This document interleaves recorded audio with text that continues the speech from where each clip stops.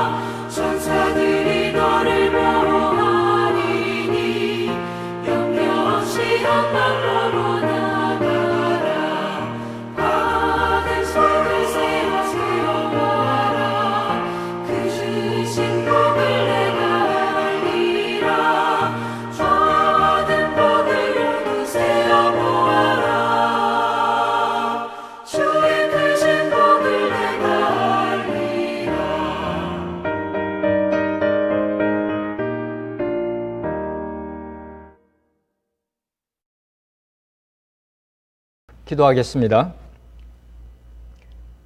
환난 날에 우리의 피난처가 되신 살아계신 하나님 아버지, 오늘도 주님의 크신 은혜 감사하며 예배로 주께 나아갑니다.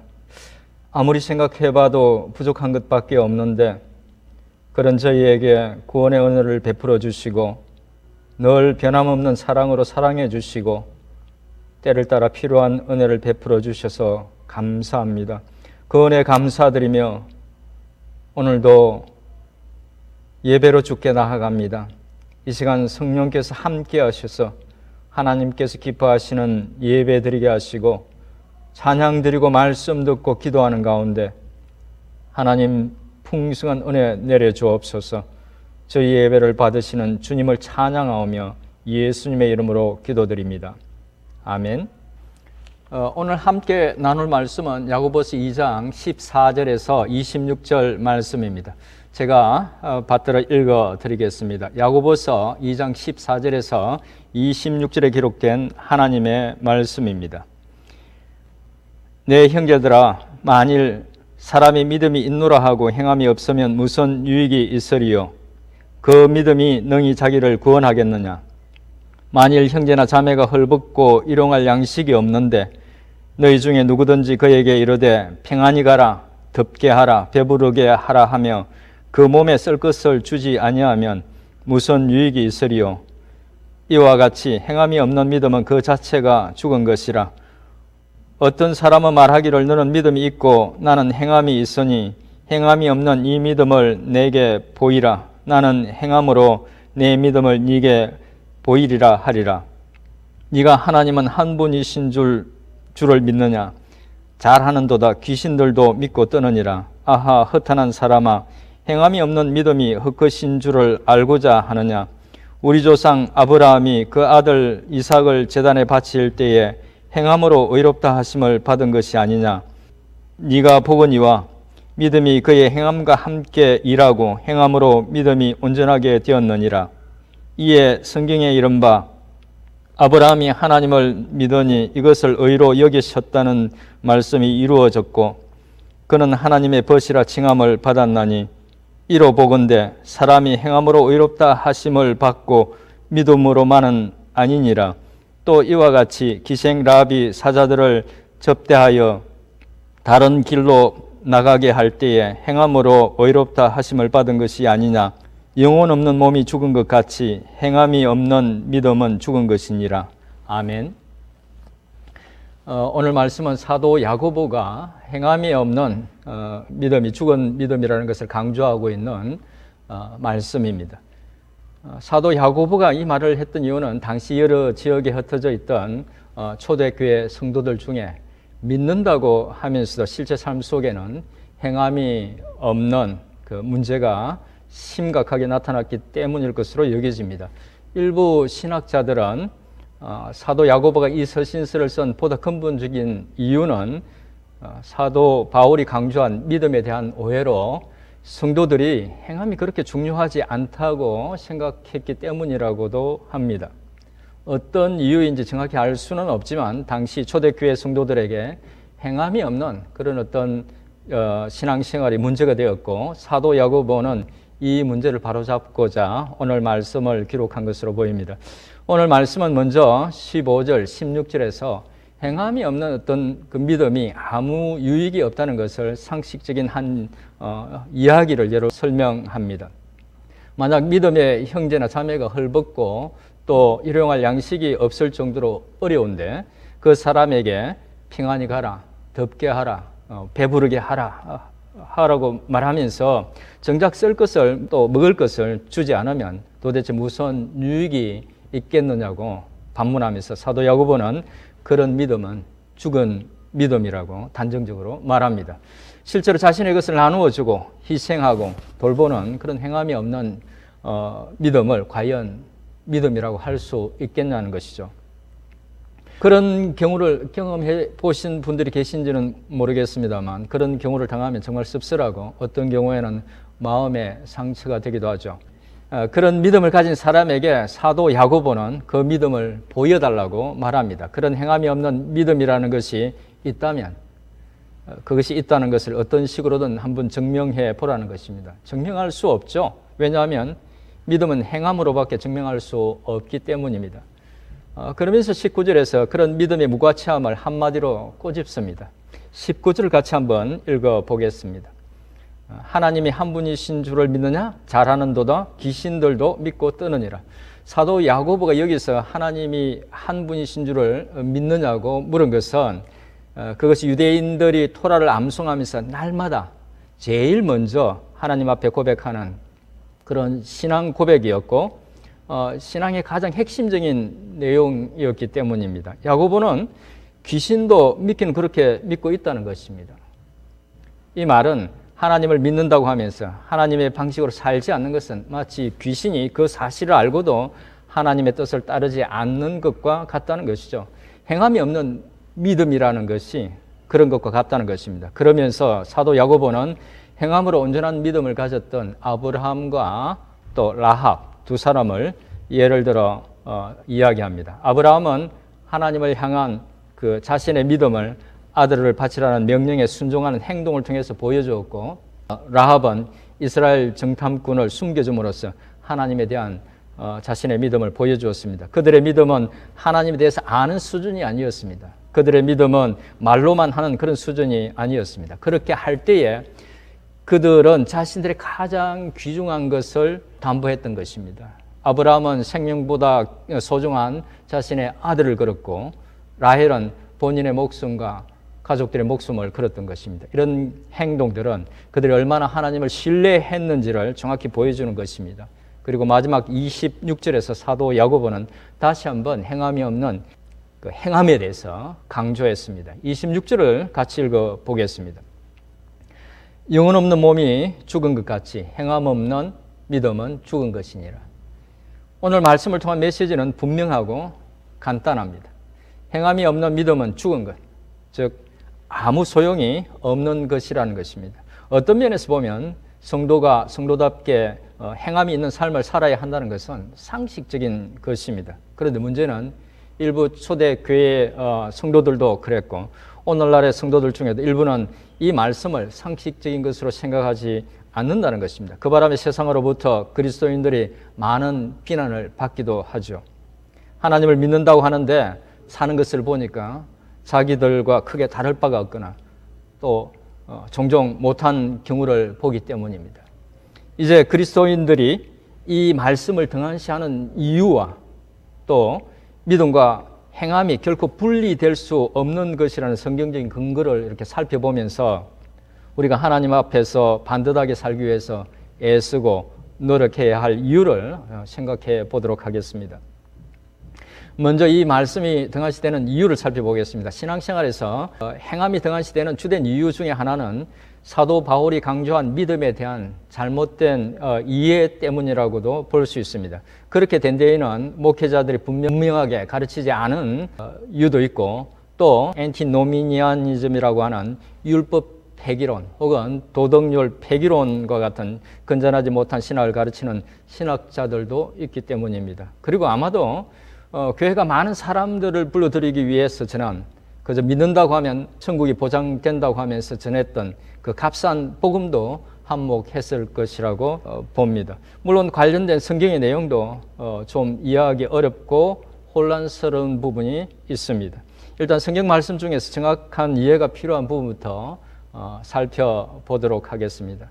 다 같이 오늘 말씀 21절부터 24절 말씀을 다시 한번 보도록 하겠습니다. 제가 읽어 드리겠습니다. 21절부터 24절 말씀입니다. 우리 조상 아브라함이 그 아들 이삭을 제단에 바칠 때 행함으로 의롭다 하심을 받은 것이 아니냐. 네가 보거니와 믿음이 그의 행함과 함께 일하고 행함으로 믿음이 온전하게 되었느니라. 이에 성경에 이른 바 아브라함이 하나님을 믿으니 이것을 의로 여기셨다는 말씀이 이루어졌고 그는 하나님의 벗이라 칭함을 받았나니 이로 보건대 사람이 행함으로 의롭다 하심을 받고 믿음으로만은 아니니라.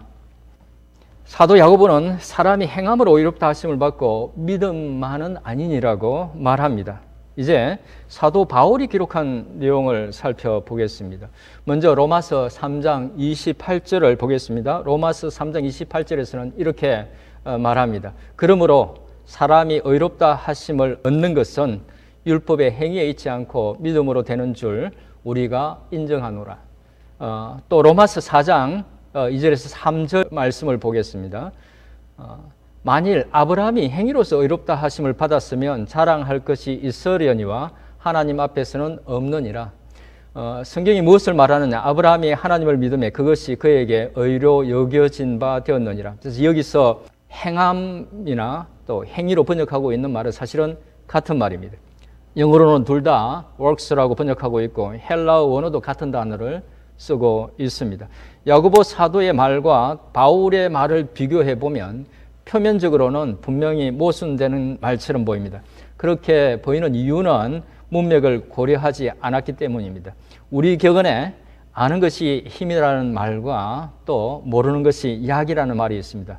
이 두 격언은 상황을 배제하고 생각할 때 서로 모순되는 것처럼 보입니다. 하지만 우리는 이 격언들을 쓰면서 서로 모순되다고 생각하지 않습니다. 그 이유는 이 격언들이 쓰이는 상황이 다르다는 것을 알기 때문입니다. 마찬가지로 바울과 야고보는 전혀 다른 문맥 상황에서 행위에 대해서 말하고 있기 때문에 문맥을 우려할 필요가 있습니다. 먼저 사도 바울이 행함에 대해서 말하고 있는 문맥 상황은 하나님 앞에서 우리가 어떻게 의롭게 되느냐, 그래서 어떻게 구원을 받느냐를 논하는 상황입니다. 그런 인간이 율법을 온전히 지킬 수 없기 때문에 율법을 지키는 행위로서는 하나님 앞에서 결코 의롭게 될 수 없고 오직 독생자 예수 그리스도의 피의 공로를 믿는 믿음만이 사람을 의롭게 해줄 수 있다는 것을 설명하는 문맥 상황입니다.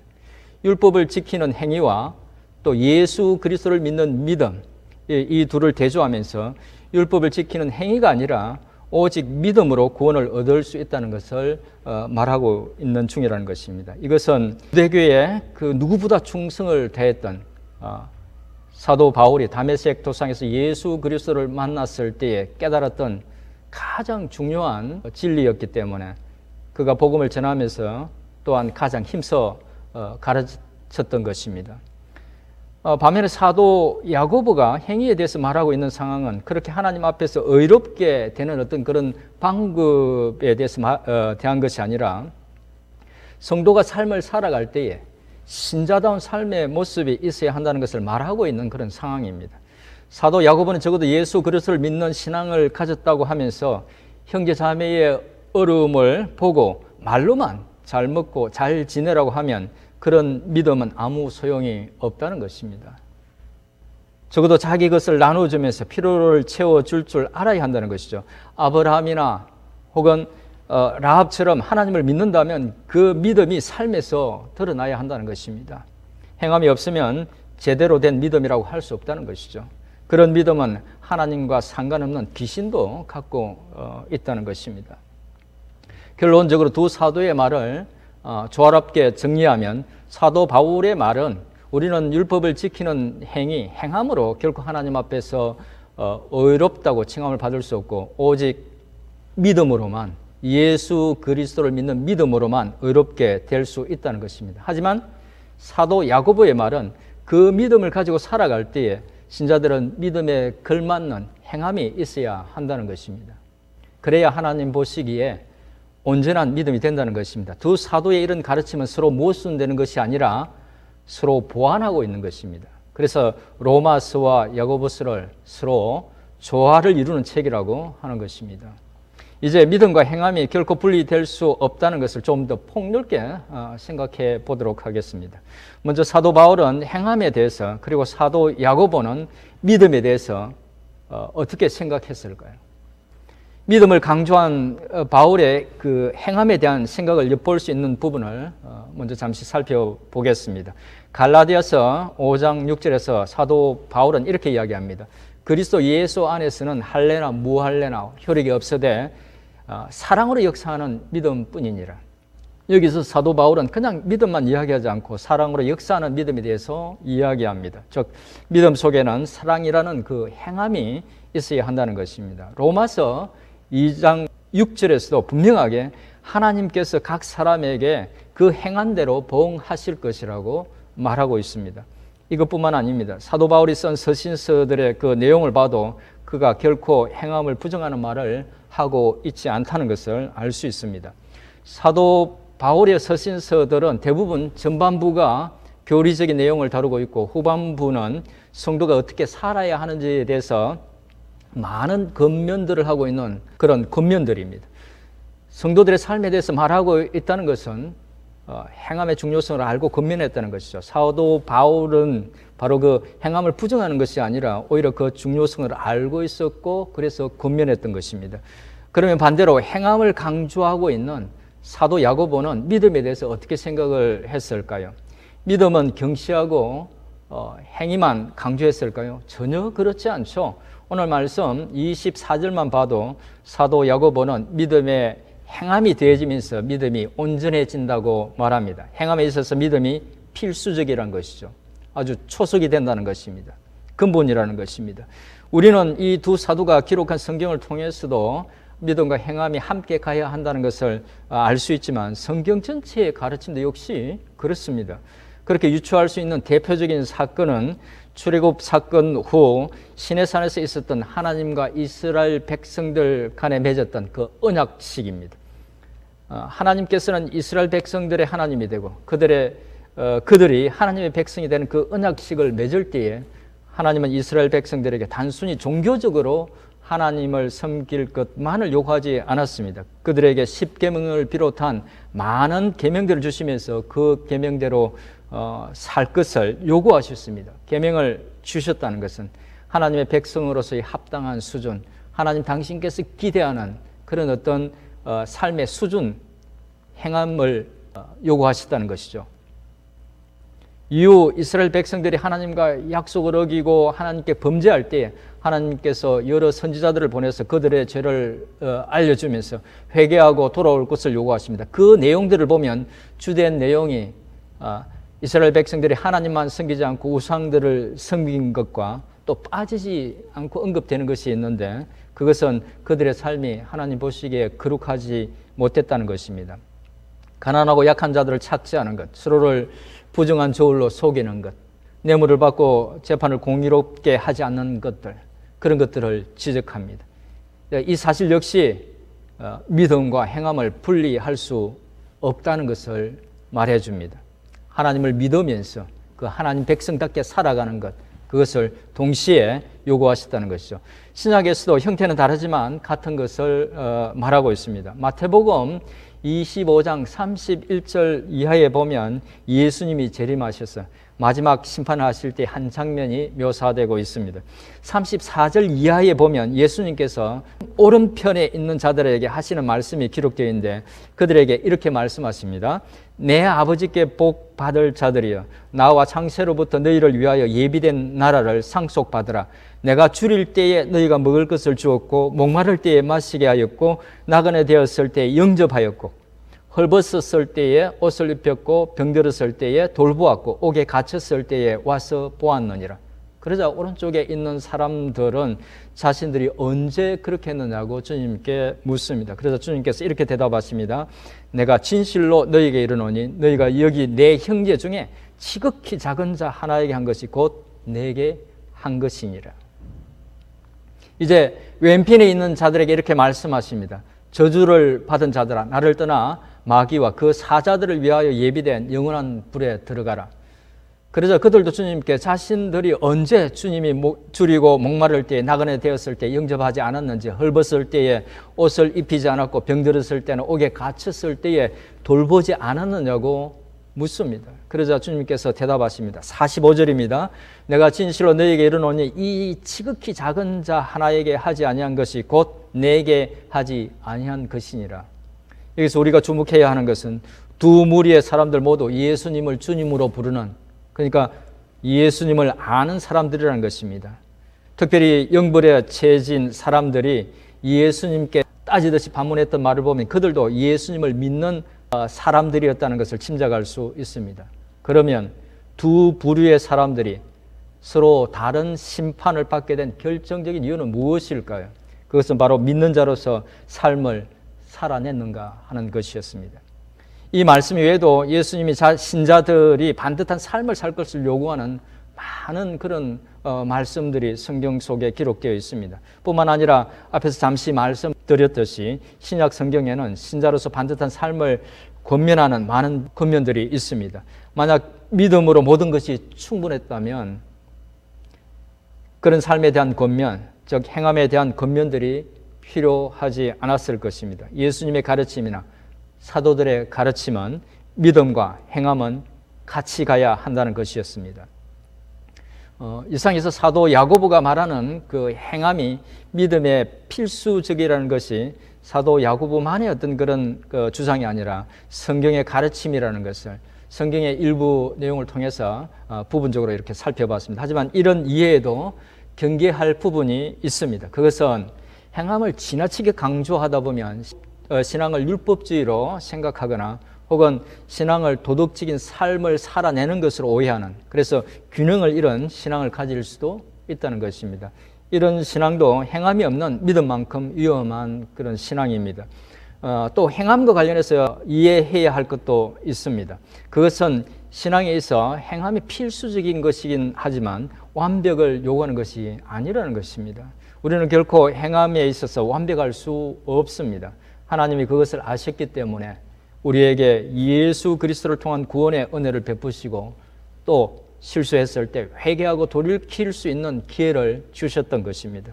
우리가 기억해야 할 것은 비록 하나님이 말씀하신 모든 것을 다 행할 수는 없지만 적어도 성도로서 반듯하게 행함에 사는 것이 하나님의 뜻이라는 것을 생각하고 성령님의 도움을 구하면서 하나님께서 기대하시는 삶을 살기 위해서 부단히 노력해야 하는 것입니다.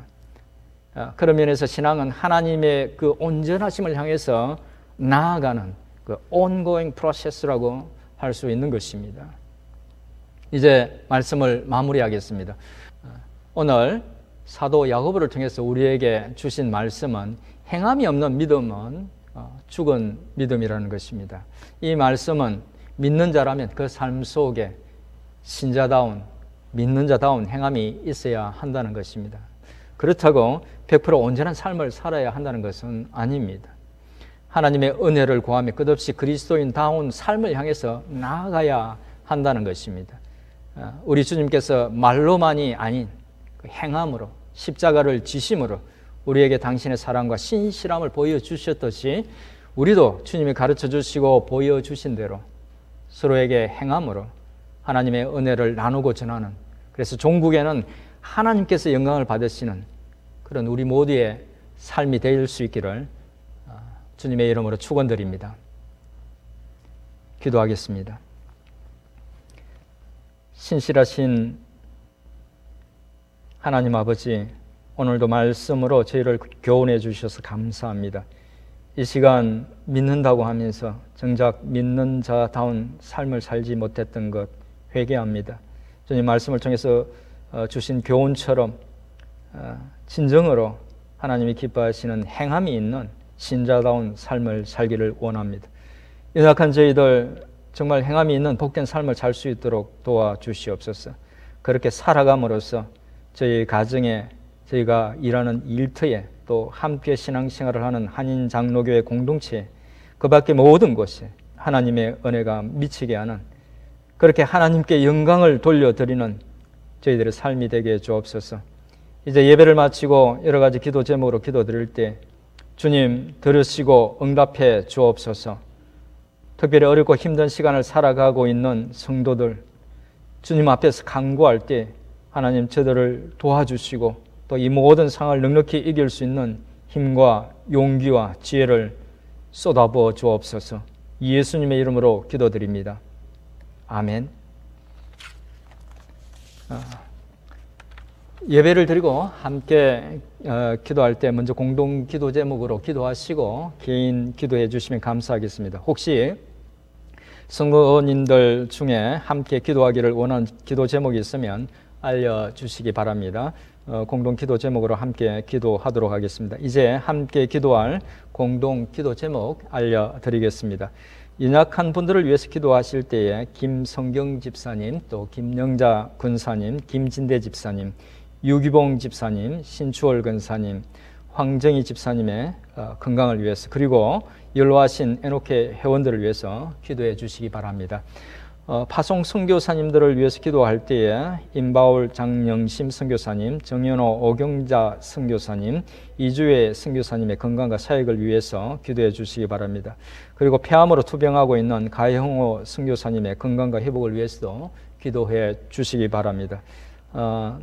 마지막으로 이 코로나 사태가 빨리 끝날 수 있도록 기도해 주시고, 또 그래서 모든 생활들이 정상적으로 될 수 있도록, 특별히 모든 교회 활동이 정상적으로 될 수 있도록 기도해 주시기 바랍니다. 이제 함께 기도하도록 하겠습니다.